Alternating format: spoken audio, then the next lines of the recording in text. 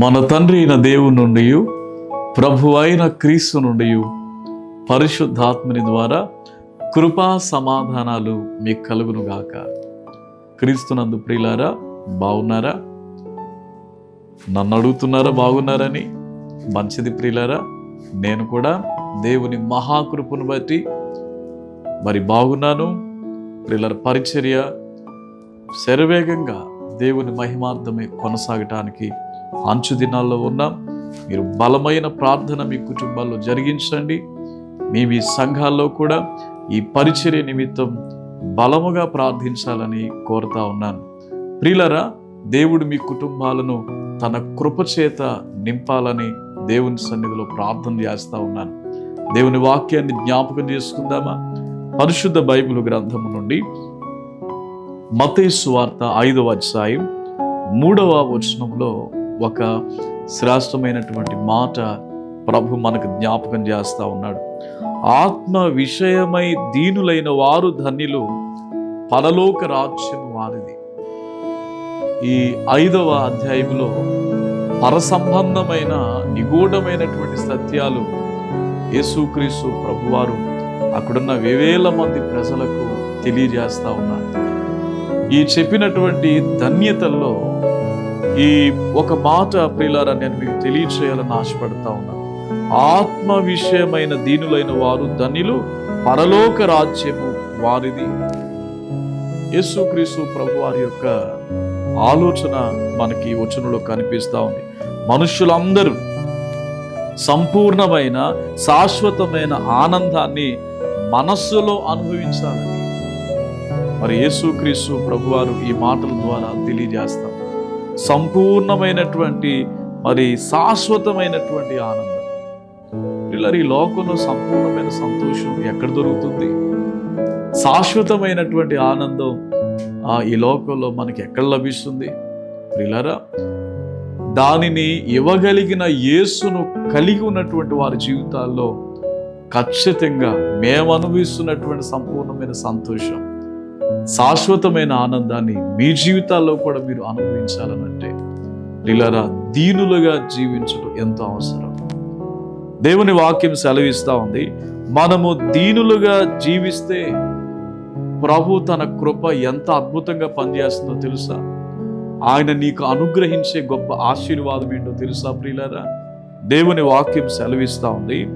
యెషయా గ్రంథం 29:19 వచనంలో మనకు అధిక సంతోషము కలుగును అని వాక్యం సెలవిస్తూ ఉంది. కొద్దిగా సంతోషంగా ఉండడానికే ఇబ్బందులు పడుతున్నటువంటి ప్రస్తుత పరిస్థితుల్లో అధిక సంతోషం ఎలా లభిస్తుందండి ప్రియులారా? ఈరోజు సంతోషం కొరకు మనుషుడు చేయని ప్రయత్నాలు ఒక్కటి కాదు ప్రియులారా, వేవేల ప్రయత్నాలు చేస్తూ ఉన్నాడు. ప్రియులారా, తిరగని ప్రదేశాలు లేవు, వెళ్ళని స్థలం లేదు ప్రియులారా, చెయ్యని పని లేదు. కొందరు బట్టలుంటే సంతోషం అనుకుంటున్నారు. కొంతమంది ప్రియులారా, నేను అనుకున్నటువంటి ఈ బలమైన గృహం కడితే సంతోషం అనుకుంటున్నారు. దేవుని బిడ్డలారా, సంపూర్ణమైన సంతోషం, శాశ్వతమైన ఆనందం యేసు ప్రభు ఈ లోకంలో మనకి ఇస్తా ఉన్నారు. అది ఇహమందును పరమందును మనకి ఇవ్వబడతా ఉంది. అయితే ప్రియులారా, మనం చేయాల్సిన పని ఏంటో తెలుసునా? దీనులుగా ఉండాలి. దీనులుగా ఉండినప్పుడు అధిక సంతోషం నీ జీవితంలో ఇస్తాడు. రెండవదిగా, దీనులుగా జీవించడం ద్వారా మనకు అధిక సంతృప్తి కలుగును. బైబిల్లో ప్రియులారా 22వ కీర్తనలో మనం 26వ వచనములో జాగ్రత్తగా చూస్తున్నప్పుడు ఒక మాట మనకి కనిపిస్తూ ఉంది. ఏమిటనంటే ప్రియులారా చూడండి, అప్పుడు సర్వశక్తుని యందు నీవు ఆనందించెదవు. సర్వశక్తుని యందు నీవు ఆనందించెదవు అంటే ఆనందం ఎవరిలో ఉంది? ప్రభువును బట్టే. పౌలు అంటున్నాడు, ప్రభువునందు ఆనందించుడి. మరలా చెప్పేదను, మీరు ప్రభువునందు ఆనందించుడి. ప్రియులారా, ఎలాగని ఆనందం, ఈ శాశ్వత సంతోషం ఎట్లా లభిస్తుంది?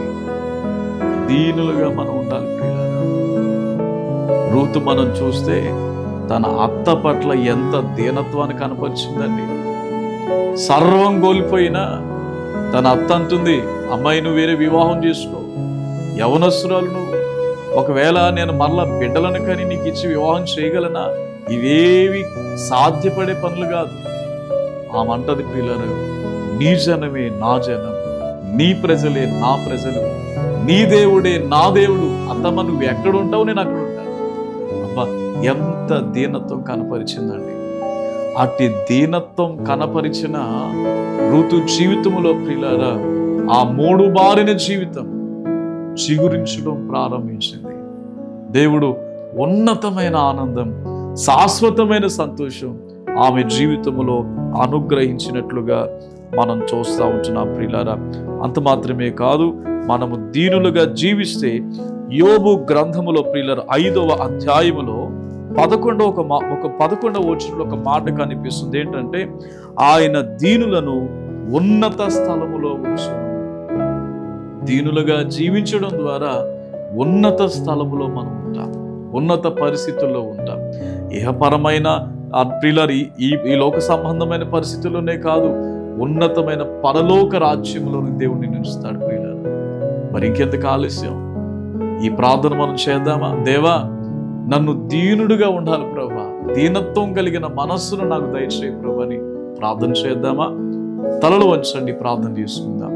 దయగల మా తండ్రి, పరిశుద్ధుడైన మా యేసు ప్రభువా, ఆత్మ విషయమై దీనులైన వారు ధన్యులు, పరలోక రాజ్యం వారిదని ఈ వాక్యం ద్వారా అనేకమైన విషయాలు ఈ ఉదయకాల సమయంలో మమ్మలను బలపరచడానికి స్పష్టంగా మీరు మాతో మాట్లాడారు. ఆయన అందరిని బట్టి మీకు వందనాలు. ఈ సందేశాన్ని బిడ్డలకు దీవెనకరముగా, ఆశీర్వాదకరంగా జరిగించమని, బిడ్డలను ఆశీర్వదించమని, ఈ పరిచర్యను అంతకంతకు అభివృద్ధి పరచమని యేసు నామములో మీకు అప్పగించుకొనుచున్నాం తండ్రి. ఆమేన్.